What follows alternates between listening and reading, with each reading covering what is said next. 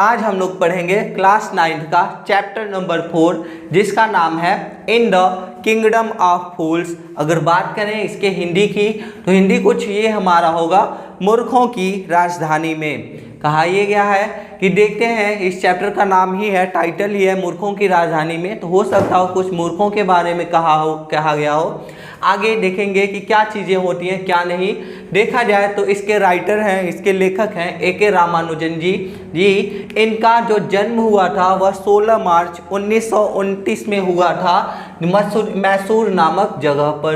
And जी देखें तो ये जो होते हैं ए.के. रामानुजन जी, यह इंग्लिश के एक विद्वान होते हैं और जी इसे यही नहीं सिर्फ इंग्लिश ही आता था इनको, रामानुजन जी को इंग्लिश भी आता था, कन्नड़ भी आता था, तमिल भी आता था, तेलुगु भी आता था और साथ ही साथ संस्कृत के भी ये विद्वान थे, संस्कृत भी इन्हें आता था। उसके बाद से ये अपने रचनाओं के माध्यम से इतने अधिक प्रसिद्ध हुए कि इनको मैक आर्थर फेलोशिप नामक पुरस्कार से पुरस्कृत किया गया और उसके बाद से इन्हें मिला साहित्य अकादमी पुरस्कार और जी उसके बाद से इन्हें पद्मश्री पुरस्कार भी मिला या कहें पद्मश्री अवार्ड भी मिला। और आगे देखें तो जो इनकी मृत्यु ए.के. रामानुजन जी की मृत्यु 13 जुलाई 1993 में हो गई, जो कि शिकागो में हुई थी, जो कि स्थित है यूएस में, यूनाइटेड स्टेट्स में। आगे देखें तो ये हम लोग अपने चैप्टर पर आ जाते हैं, देखते हैं ये चैप्टर हमारा क्या है। क्योंकि हेडिंग ही है मूर्खों की राजधानी में, तो होता कुछ यहाँ पर ऐसा है कि एक राज्य में एक राजा और एक मंत्री होते हैं जी। वो लोग अपने राज्य में कुछ ऐसा डिसाइड करते हैं, ऐसा निर्णय लेते हैं कि हम लोग अपने राज्य को एकदम से अलग तरीके से चलाएंगे जैसा आज तक कोई भी राजा या कोई भी मंत्री नहीं किया होगा। तो फिर दोनों के दोनों लोग एकदम से अपना निर्णय बनाते हैं, कहते हैं कि चलो अब हम लोग दिन को सभी लोग को कहेंगे तुम सभी सो जाओ और रात को कहेंगे तुम सभी काम करो, रात को ही काम करना होगा। तो ऐसा लोग सोच विचार करके ऐलान करवा देते हैं राजा और मंत्री अपने किंगडम में, अपने राजधानी में, कि जो भी व्यक्ति है, हमारे प्रजातंत्र जितने भी लोग हैं हमारे राजधानी में, सभी के सभी लोगों को सिर्फ और सिर्फ रात में ही काम करना होगा, उन्हें दिन में काम करने की कोई भी आवश्यकता नहीं है। यानी कि जो भी है अपना कोई भी काम करता है, जैसे खेत जोतता है या फिर कोई बिजनेस करता है, कोई कुछ भी काम करता है, तो सभी के सभी कामों को आप सिर्फ और सिर्फ रात में करेंगे और दिन जो ही सवेरा होगा, जो सूर्य उगेंगे जी, आप सभी को तुरंत ही सो जाना है, तुरंत आराम करना है आप सभी। अगर कोई ऐसा व्यक्ति जो इस घोषणा का उल्लंघन करते हुए पाया जाता है तो जी उनको मृत्यु दंड की सजा दे दी जाएगी, यानी कि उन्हें मार दिया जाएगा। बाकी जो भी प्रजा होती है वह इसी डर से, मृत्यु के सजा के डर से राजा के कहे हुए बातों को मानने पर विवश हो जाती है और ये वैसा ही करती है जैसा राजा का आज्ञा होता है। आगे देखें तो राजा और मंत्री जो होते हैं ये दोनों के दोनों लोग बहुत ही खुश होते हैं। मतलब ये लोग सोचते हैं कि वाह, हम क्या ही राजा हैं, हम क्या ही मंत्री हैं, हमने सारे चीज़ों को उलट पलट कर दिया। यानी कि आज तक कोई राजा, कोई मंत्री ऐसा नहीं कर पाया जैसा हम लोग ने करके दिखा दिया है। आगे ये लोग अपने में ही खूब खुश रहते हैं, कहते हैं वाह हमारी क्या बात है, क्या बात है। उसके बाद से एक दिन कुछ ऐसा होता है कि इनके किंगडम में एक दिन होता है कि एक गुरुजी और एक उनके डिसिपल मतलब शिष्य, एक गुरुजी और उनके एक शिष्य, दो लोग जी घूमने के लिए आते हैं इनके राजधानी में। देखते हैं तो गुरुजी और शिष्य जो होते हैं वह एकदम राजधानी में चारों तरफ खूब घूमते हैं।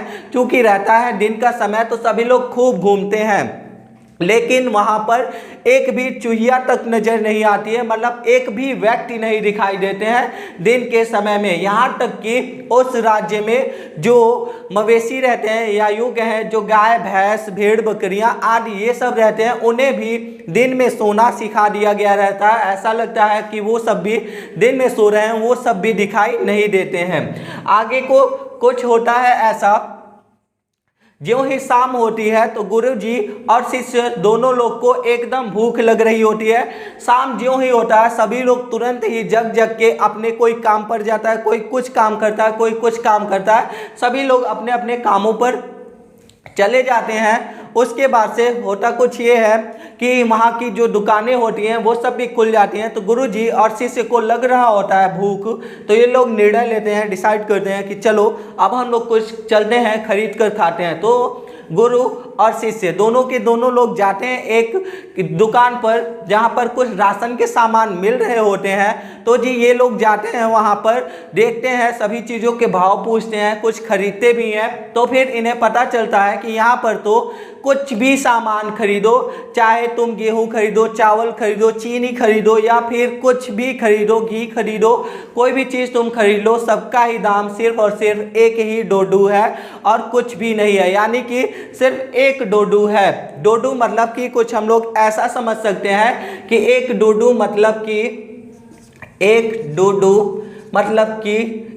रुपया, 1 रुपी, RUPEE, या फिर हिंदी की बात करें तो 1 रुपया हो जाएगा, ऐसा समझ सकते हैं। यानी कि उस दुकान पर कोई भी व्यक्ति कोई भी सामान खरीद सकता है और सभी का दाम सिर्फ 1 ही रुपया रहता है। राजा और नहीं जो गुरु होते हैं और जो होते हैं शिष्य, इन दोनों लोग को खूब ही खुशी होता है, सोचते हैं वाह क्या ही राज्य में आ गए हम लोग, यहाँ पर तो सभी के सभी सामान सिर्फ और सिर्फ 1 ही रुपए में मिल रहे हैं। आगे को जो शिष्य होता है यह काफ़ी ज़्यादा खाने पीने वाला होता है, तो यह और भी सामान खरीद लेता है, जैसे घी खरीद लेता है और सामान खरीद लेता है। इसको जी एकदम से अच्छा लगने लगता है इस राजधानी में। लेकिन जो गुरुजी होते हैं उन्हें कुछ खराब लगता है, सोचते हैं ये कैसा राज्य है, कुछ भी हम लोग खरीद लें, यहाँ तक कि एक चावल खरीदने या फिर अनेक चावल खरीदने, कुछ भी खरीदें, सभी का दाम सिर्फ और सिर्फ 1 ही डोडू है। कुछ ना कुछ तो गड़बड़ है। मुझे लगता है ये पूरा का पूरा जो राजधानी है, ये पूरे के पूरे राजधानी के लोग मूर्ख हैं और सभी लोग मूर्ख हैं। इस कारण ये अपने शिष्य से कहते हैं देखो यहाँ पर मुझे कुछ अच्छा नहीं लग रहा है, यहाँ पर सभी के सभी लोग जो हैं वह मूर्खों की तरह व्यवहार कर रहे हैं, तो चलो हम लोग यहाँ से चलते हैं। शिष्य जो होता है इसे तो लगने लगता है अच्छा,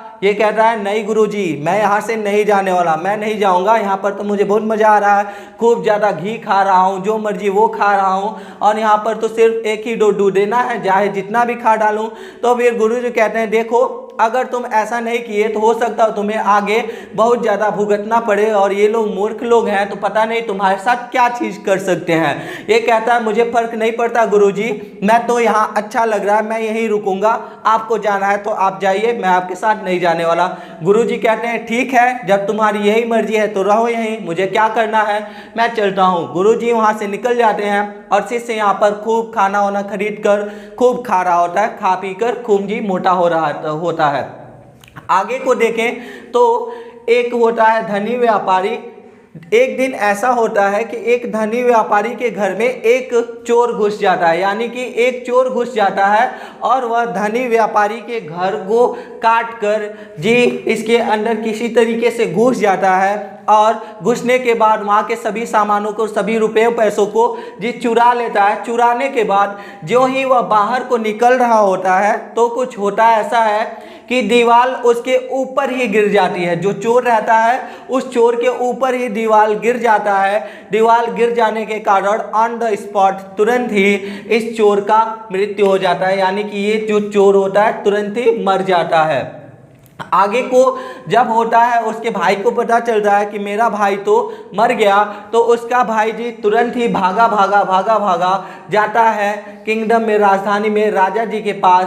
कहता है देखिए राजा साहब, मेरा जो भाई था वह अपने पुराने काम में लगा हुआ था और वह जब वह पुराना काम कर रहा था तो जी उसके साथ कुछ ऐसा हुआ कि उसके ऊपर कमज़ोर सी दीवार गिर गई जो कि धनी व्यापारी बनाया था और धनी व्यापारी के कमजोर बनवाए जाने के दीवार के कारण मेरे भाई की हो गई है मृत्यु, जो कि अपना पुराना काम कर रहा था। इस कारण मेरे भाई के लिए मेरे घर को कंपनसेशन चाहिए, यानी कि कुछ पैसे चाहिए जिससे मेरा घर चल सके, और वो जो धनी व्यापारी है ना उसको सजा मिलनी चाहिए, क्योंकि वही व्यक्ति है जो कमजोर दीवार बनवाया था, जिस कारण से मेरे भाई की हो गई है मृत्यु इसके कमजोर दीवार बनवाने के कारण।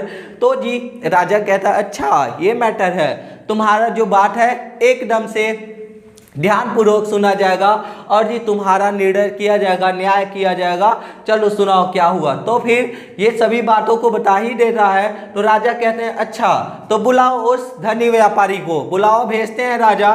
तो फिर उनके जो सैनिक होते हैं जाते हैं धनी व्यापारी को लेकर आते हैं। धनी व्यापारी जो होता है वह राजा जी के सामने जी उपस्थित होता है, और जी उपस्थित होने के बाद राजा जी कहते हैं क्या तुम वही थे जहाँ पर इसके भाई की मृत्यु हुई?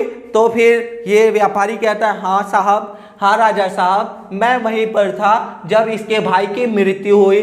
तो फिर वो कहते हैं राजा साहब देखो, तुम्हारे गलत तरीके से दीवार बनवाने के कारण इस बेचारे के भाई की मृत्यु हो गई है, जो कि इतना सज्जन पूर्वक इतना अच्छा आदमी था, उसकी मृत्यु हो गई है। और तुम्हें इस कारण से, चूंकि दीवार तुम गलत तरीके से बनाए थे, इस कारण से अब तुम्हें सजा मिलेगी, तुम्हें इसकी सजा को भुगतना पड़ेगा। और इसकी सजा तो कुछ यही होगी कि तुम्हें मृत्यु दंड दिया है, क्योंकि तुमने किसी एक सज्जन व्यक्ति की हत्या की है। तो फिर ये जो धनी व्यापारी रहता है एकदम से कांप सा जाता है, कहता है महाराज मैं क्या करूं, ये मैं थोड़ी बनाया था दीवार को, मैं तो एक किसी राजमिस्त्री से बनवाया था। वो जो मिस्त्री बनाया था हो सकता हो वही गलत तरीके से बनाया होगा, जो कि हो सकता हो अभी ये दीवार गिर गया। तो फिर आगे जो धनी व्यापारी रहता है कहता है मैं थोड़ी इस समय बनवाया हूँ, ये तो मेरे पिताजी के समय की दीवार है, मेरे पिताजी इसको बनवाए थे और मुझे अच्छी तरीके से पता है वो जो आदमी बनाने वाला था वह जी बना रहा था इस दीवार को। तो राजा कहते हैं अच्छा ये बात है। तो राजा थोड़ा सोचते हैं, कहते हैं हाँ लग तो सही रहा है कि ये तो इसके पिताजी बनवाए होंगे या ये भी बनवाया होगा, तो क्या ही बात है, क्योंकि इसको तो बनाया है कोई राजमिस्त्री। राजमिस्त्री मतलब ब्रिकलेयर मतलब कि वो लोग जो घरों को बनाते हैं। तो राजा जी विचार करते हैं और कहते हैं हाँ तुम सही कर रहे हो, तो तुम सही कह रहे हो, जो सजा का हकदार है वो तो वही राजमिस्त्री है जो इसको सही तरीके से नहीं बनाया है। तो राजा अपने जी मंत्रियों को, मंत्री से कहते हैं, और मंत्री जो होते हैं वह सैनिकों को भेजते हैं, कहते हैं जाओ तुम उस ब्रिकलेयर को यानी कि राजमिस्त्री को उठवा कर लाओ, बुलाओ उसको। चूँकि इसका जो धनी व्यापारी का घर होता है वह काफ़ी दिनों पहले बना होता है उसके पापा जी के समय में। तो फिर अब जो राजमिस्त्री होता है यह काफ़ी अधिक बूढ़ा हो गया रहता है, काफ़ी अधिक बूढ़ा हो गया रहता है। तो फिर यह राजा के सामने उपस्थित इसे किया जाता है, तो यह काफ़ी ज़्यादा काँप रहा होता है और धीमी आवाज़ों में बोलता है जी। आगे राजा कहते हैं कि क्या तुम्ही ने ये दीवार बनाया था? तो फिर राजमिस्त्री कहता है हाँ साहब जी ये दीवार मैंने ही बनाया था। राजा कहते हैं अच्छा तुम्हें पता है तुम्हारे खराब दीवार बनाने के कारण हमारे राज्य के एक बेचारे सज्जन व्यक्ति की मृत्यु हो गई है, और तो बेचारा अपना काम कर रहा था और उसकी मृत्यु हो गई है। इस हिसाब से तुम ही हो उस आदमी के हत्यारे, तुम्हें जी इसके लिए सजा भुगतना पड़ेगा जी, अब तुम्हें होगी फांसी की सजा, तुम इसके लिए तैयार हो जाओ। तो फिर जो ब्रिकलेयर होता है, राजमिस्त्री होता है, वह जी कांपते हुए कहता है महाराज एक मिनट रुक जाइए, मेरे बातों को सुन लीजिए कि मेरे साथ क्या हुआ था और क्यों मैं अपने ध्यान को नहीं लगा पाया था। तो फिर कहता है मुझे अच्छी तरीके से याद है कि जब मैं इस दीवार को बना रहा था ना, यानी इस घर को बना रहा था, तो इधर से एक रास्ता होता था, गलियारा होता था, उधर से एक नर्तकी होती थी यानी कि डांसिंग गर्ल होती थी, नृत्य करने वाली लड़की थी, जो कि दिन भर में लगभग 10-12 चक्कर लगाती थी, और उसी को देखने के चक्कर में मेरा ध्यान इस पर नहीं रहा और इसी कारण ये दीवार ऐसा बना था जो कि इस समय आकर गिर गया है। तो फिर जो राजा कहता है अच्छा ये बात है, तो कहता है मुझे लगता है ये जो मैटर है काफ़ी अधिक कॉम्प्लिकेटेड हो रहा है, या यूँ कहें कि काफ़ी अधिक उलझ रहा है। मंत्री से बात करता है, देखो इसका फैसला हमें बड़ी सोच समझ के करना पड़ेगा, क्योंकि यह तो पता ही नहीं चल रहा है कि अपराधी कौन है। तो फिर राजा कहता है अच्छा हाँ मुझे भी लगता है वो नर्तकी अगर 10-12 चक्कर नहीं आती तो फिर तुम्हारा जो है ये दीवार अच्छा बना होता, जिससे तुम इस पर फोकस कर पाते, इस काम को कर पाते। लेकिन चूंकि उसी की गलती है तो फिर बुलावा राजा भेजते हैं, कहते हैं बुलवाओ उस नर्तकी को। नर्तकी भी अब इस समय बूढ़ी हो गई रहती है, तो फिर नर्तकी बूढ़ी हो गई रहती है तो जी उसे भी उपस्थित किया जाता है दरबार में। नर्तकी कहती है, नर्तकी से राजा जी पूछते हैं कि ये बताओ क्या तुम इस रास्ते पर कई बार चक्कर लगाती थी, क्या तुम ऐसा काम करती थी? खूब तेजी से बोलते हैं तो फिर नर्तकी जो होती है वह कहती है हाँ महाराज, जो है मैं इस रास्ते से कई बार चक्कर लगाती थी और दिन भर में शायद 10-12 बार चक्कर लगाती थी। तो फिर राजा जी कहते हैं अच्छा तुम्हें पता है तुम्हारे चक्कर लगाने की वजह से ये जो आदमी है या अपने काम पर फोकस नहीं कर पाया या अपने दीवार को सही से बना नहीं पाया, और दीवार सही से बना नहीं था तो इस बेचारे सज्जन व्यक्ति के भाई की, यानी कि वो भी सज्जन व्यक्ति था, उसकी जी मृत्यु हो गई, जो कि अपना पुराना व्यापार कर रहा था, पुराना काम कर रहा था।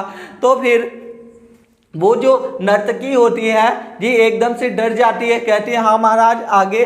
तो वो जो राजा रहते हैं कहते हैं कि तुम्हारे इन्हीं सब कारणों के वजह से वो आदमी इस दीवार के नीचे आ गया और दबकर मर गया। इस हिसाब से तुम ही हो उस चीज की हत्यारन, तुम्ही ने हत्या किया है उस आदमी का, इसलिए तुम्हें सजा मिलेगी, तुम्हें मृत्यु की सजा मिलने वाली है।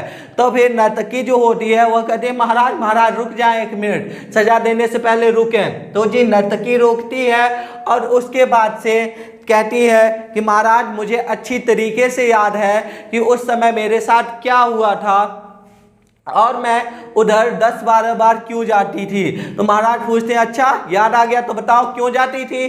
तो फिर नर्तकी कहती है देखिए महाराज, मैंने एक गोल्ड स्मिथ को यानी कि एक सुनार को अपने जेवरात, सोने के जेवर या फिर सोने के आभूषण बनवाने के लिए दी होती हूँ, और वो जो सुनार रहता है वो जी मुझे काफ़ी अधिक दौड़ा रहा होता है। कहता है अभी नहीं, 1 घंटे बाद आओ, 2 घंटे बाद आओ, कुछ देर बाद आओ, कल आओ, परसों आओ, ऐसे करके वह सैकड़ों बार मुझे दौड़ाया था। और उसी के वही दुष्ट व्यक्ति था, उसी के दुष्ट होने की वजह से मैं बार बार दौड़ती थी, और यही कारण है कि हो सकता हो ये मुझे देख रहा हो और देखने के बाद यह दीवार को गड़बड़ बनाया हो और उस आदमी की मृत्यु हो गई हो। इस हिसाब से देखें तो मेन मुजरिम तो वो सुनार हुआ, उसी की वजह से हम लोग ऐसा काम, मतलब उसी के वजह से मैं इधर रास्ते पर कई बार जाती थी और उसके बाद से इसका ध्यान भटक गया, ऐसी गलती हो गई, मुख्य मुजरिम तो सुनार ही हुआ। राजा जी और ध्यान लगाते हैं, कहते हैं कि हाँ कह तो सही रही है, वो अगर सुनार इसे दौड़ाया नहीं होता तो शायद ये कुछ मैटर अलग ही होता। तो फिर कहते हैं चलो हमारे सैनिक अब जी उठवा के लाओ उस सुनार को, वो सुनार कहाँ है। तो जी सैनिक जो होते हैं वह जाते हैं, खोजते हैं सुनार को, जी मिलता तो है सुनार, लेकिन वह सैनिकों को देखकर दुकान के कोने में छिप रहा होता है। लेकिन जो सैनिक होते हैं वो जी आसानी से ढूंढ लेते हैं उस सुनार को, और सुनार को जी उठवा कर लेकर आते हैं दरबार में, और दरबार में लाने के बाद उन्हें पेश किया जाता है राजा के सामने, सुनार को पेश किया जाता है राजा जी के सामने। अब होता है न्याय।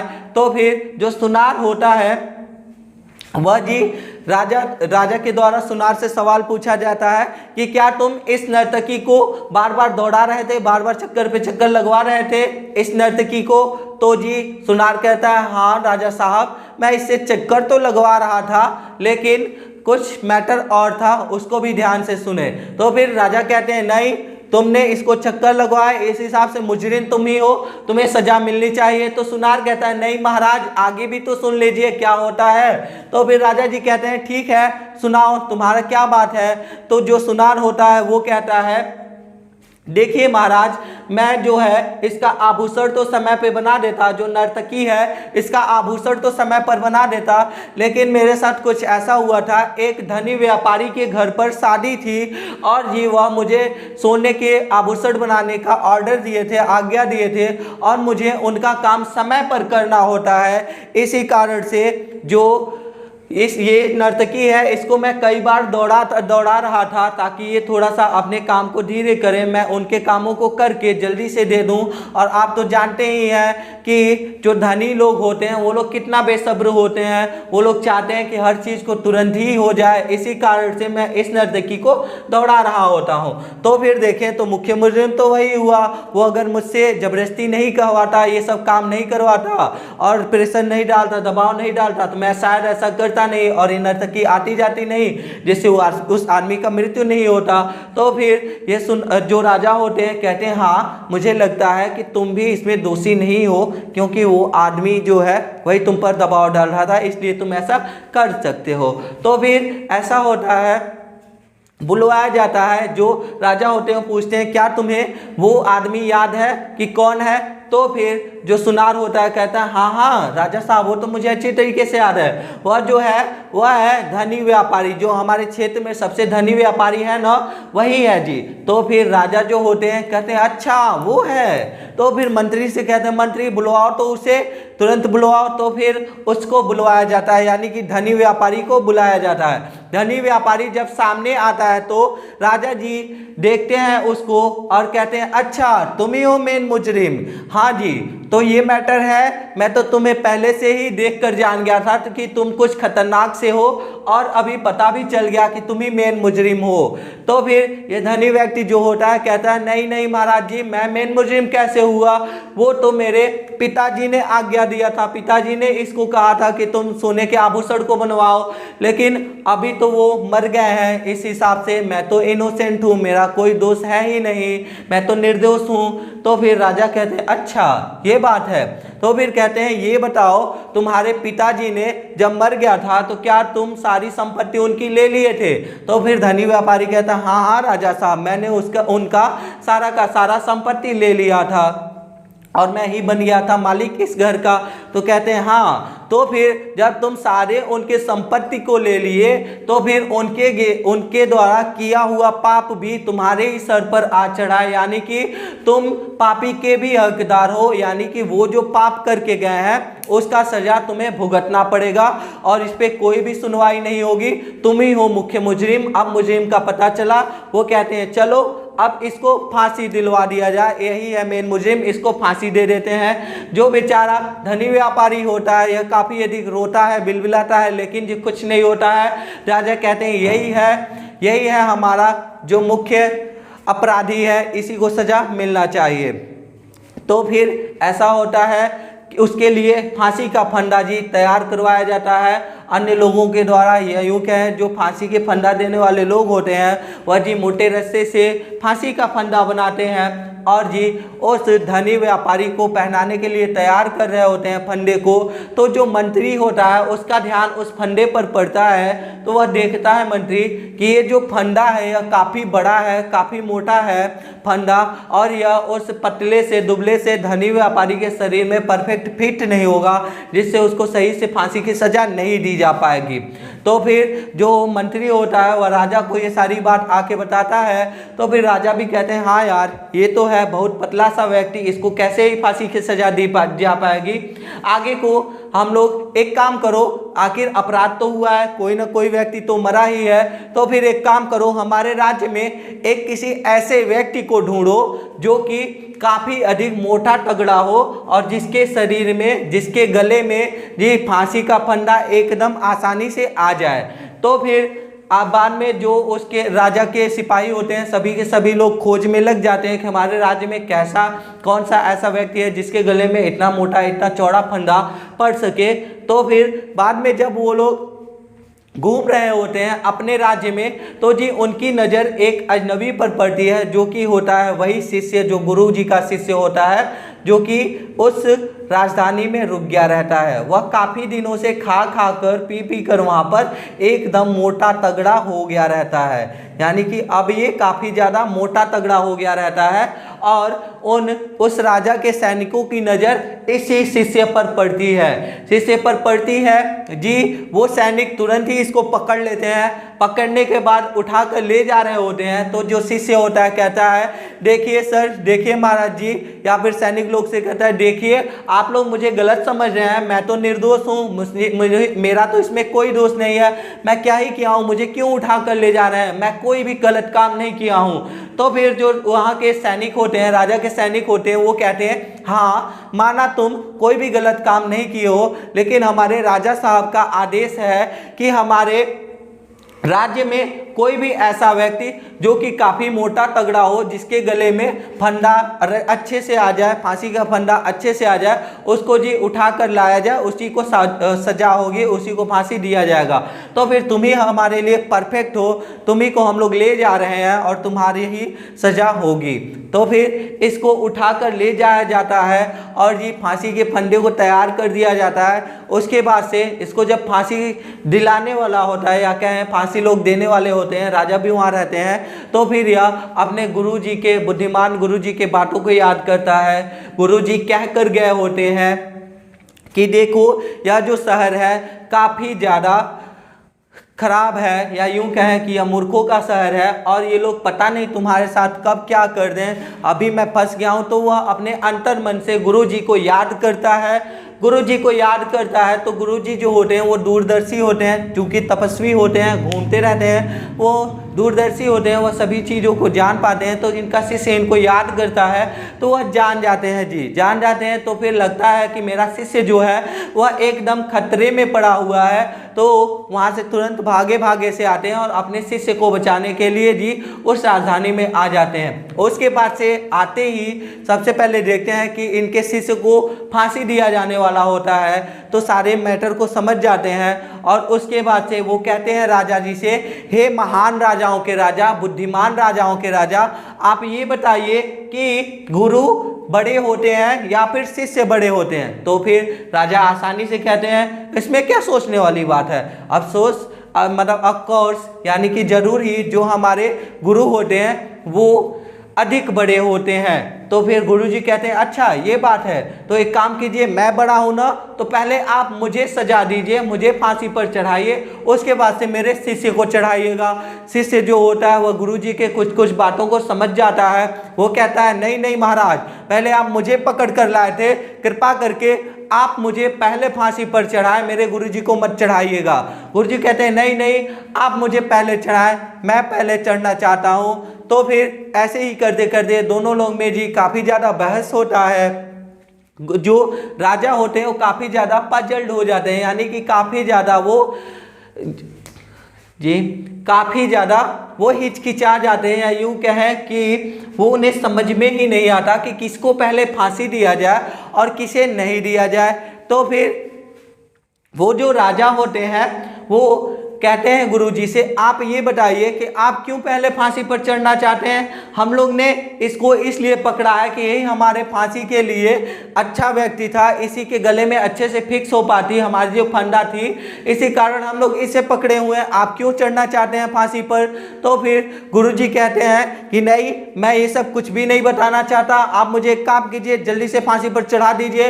राजा को और उत्सुकता होती है जानने के लिए कि ये मुझे कुछ बता क्यों नहीं रहे हैं। तो फिर राजा कहते हैं नहीं नहीं, आप मुझे बताइए। तो गुरुजी कहते हैं ठीक है, मैं आपको बताता हूं, लेकिन आप मुझसे वादा कीजिए कि जब मैं आपको बता दूंगा तो पक्का आप मुझे फांसी दे देंगे। राजा कहते हैं हाँ हाँ, मैं तुमसे वादा करता हूं कि जब तुम मुझे बता दोगे तो मैं तुम्हें फांसी दे दूंगा जी, पहले तुम्ही को फांसी होगी।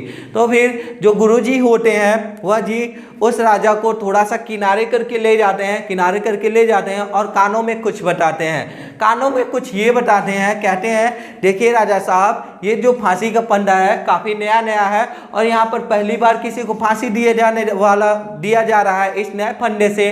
तो फिर इस राज्य की जो ग्रह दशा है वो कुछ ऐसी है कि यहाँ पर जो पहले मरेगा, यानी कि जिसकी मृत्यु पहले होगी, वह जी दोबारा से यहीं पर जन्म लेगा और दोबारा अगले जन्म भी यहीं का राजकुमार बनेगा, यहीं का राजा बनेगा।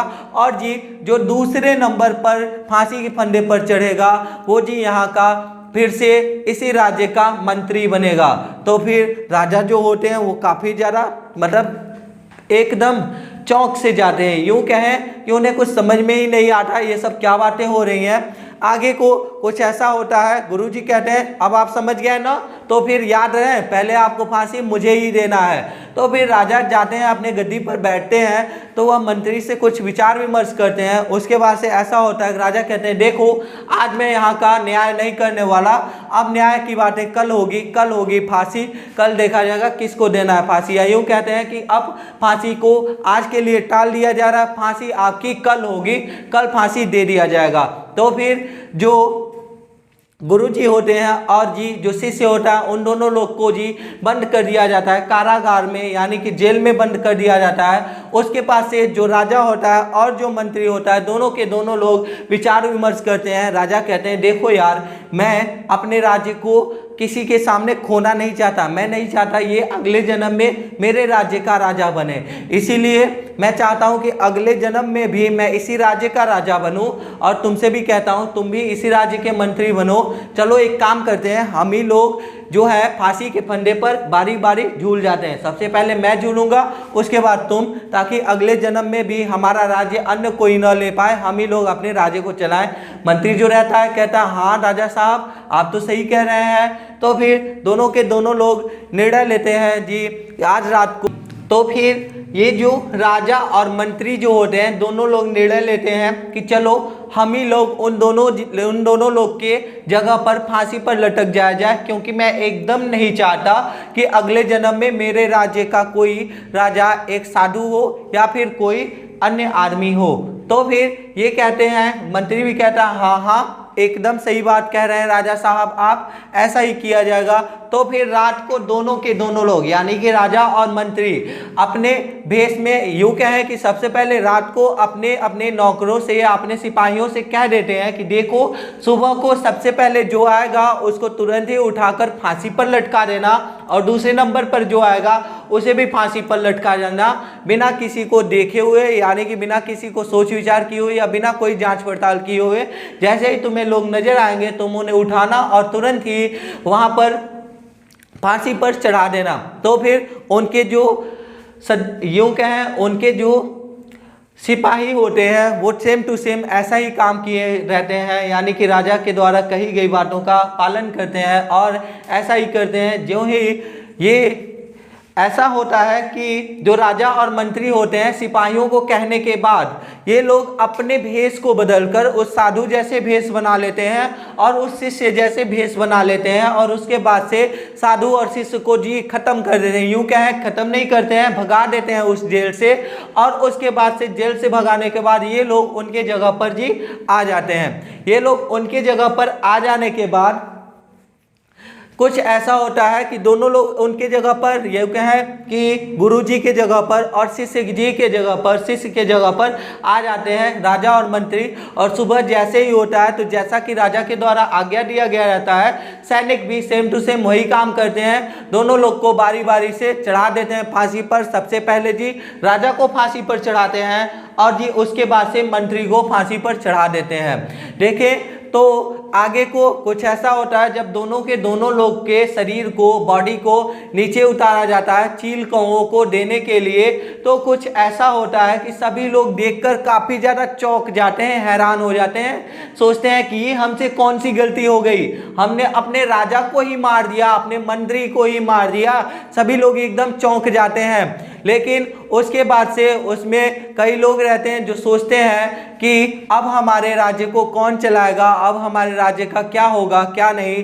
तो फिर किसी व्यक्ति के दिमाग में यह सवाल आता है कि हाँ जो वो गुरुजी थे और जो उनका शिष्य था उन दोनों लोग को जी बुला कर लाते हैं और उन्हीं लोग को राजा और मंत्री बना देते हैं, क्योंकि वो लोग हमारे देखने में काफ़ी ज़्यादा समझदार व्यक्ति लग रहे हैं। तो फिर वो जो गांव वाले लोग रहते हैं या राजधानी के जितने भी लोग रहते हैं सभी के सभी लोग मिलकर जाते हैं उस गुरुजी को और जी उनके शिष्य को मनाते हैं कि आप ही बन जाइए हमारे राज्य के राजा। गुरुजी से कहते हैं गुरुजी आप हमारे राज्य के राजा बन जाइए, आप काफ़ी बुद्धिमान आदमी हैं। और शिष्य कैसे कहते हैं आप हमारे राज्य के जी बन जाइए मंत्री, क्योंकि आप भी बहुत बुद्धिमान हैं। तो फिर जो शिष्य होता है वो तो जी बहुत जल्दी ही मान जाता है, कहता है हाँ हाँ मुझे मंत्री बनने में क्या ही गर्ज है, मैं बन जाता हूँ मंत्री, मेरे लिए तो और अच्छा होगा। मतलब कि जो शिष्य होता होता है वह तुरंत मान जाता है, लेकिन जो गुरुजी होते हैं वह नहीं मानते हैं, लेकिन बहुत ज़्यादा गांव वालों के या यूँ कहें राजधानी में रहने वाले के लोगों के द्वारा बहुत ही आग्रह किया जाता है, तो अंत में गुरुजी भी मान जाते हैं और जी वह उस राज्य के राजा बन जाते हैं।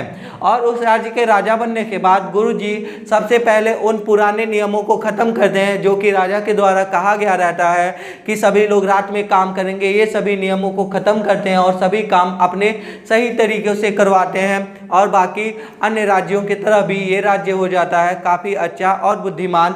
यहाँ पर जो है आपकी कहानी ख़त्म हो